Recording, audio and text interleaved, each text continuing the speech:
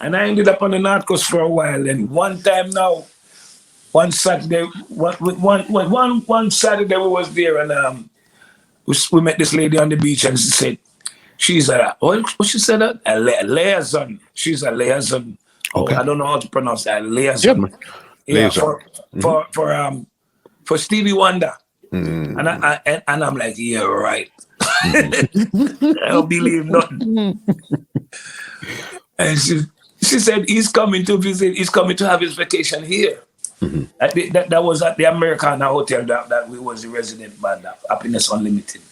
And I didn't believe at first, but we on stage performing, and this guy was doing his show.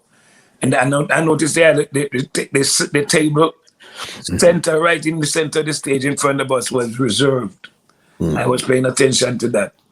And them times I used to play a whole lot of drums. I had lots of drums. You couldn't even see me.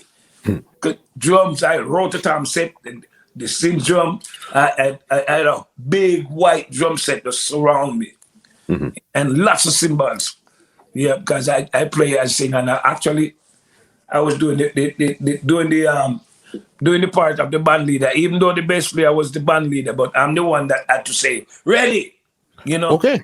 Yeah, get everybody ready for the next song. Okay.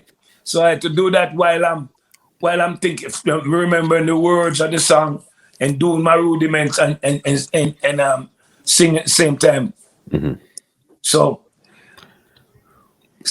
we was playing for this guy, and he was doing a nice cabaret show. Next thing I know, the whole place turned into an uproar. The same woman I was talking to, I saw her lead, her name Stephanie Andrews. I saw her leading Stevie Wonder right across in front of the guy on the stage, and turned the place upside down. People forget about him. Cameras, Stevie Wonder is in the place. It's really spoiled. But then he settled down and was there rocking, sitting and rocking. Next thing I know, he was staying for 2 weeks, and every night, Stevie Wonder would be down in the patio where we played. Then after that, they rented the whole 10th floor of the hotel. So even there was rooms that was empty, but they didn't want nobody else but Stevie Wonder people upstairs. Yeah. On the 10th floor. That and they had this rule that none of the workers should not be on the floor, but that didn't go for us for that whole 2 weeks. Yeah, man, all kind of musicians from all over Jamaica. Leslie Butler, all of them, the whole of them keyboard players was in that place. And then after that, we have a session up on the 10th floor every night. Okay. Yeah, man. When some people come on, when we come outside, they like, because Stevie Wonder is like a bat. Sleep in the daytime and work at night. So you have to work with him. So we would have all of that kind of stuff going on, and then after those 2 weeks were up, he left and he decided to take us back with him to the United States. And that's how Glen Washington came to America. Okay. Question is this. What was Stevie doing in Jamaica in the first place? He was just vacationing. He came there before to play on what was that show again? There was some festival that he came and played on. I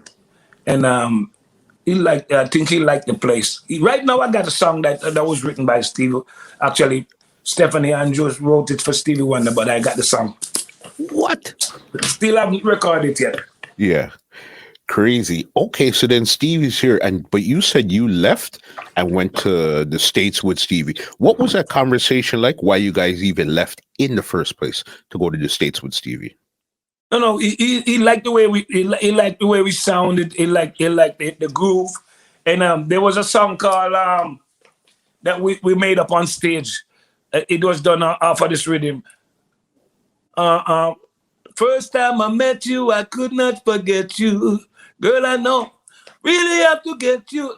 We was playing that on stage one night, and Stevie Wonder was playing one of the keyboard back to back with the other keyboard player, and he was there rocking. He said, Glenn, say after me. Oh, what you talking about? Say you don't like the reggae beat, you must be crazy.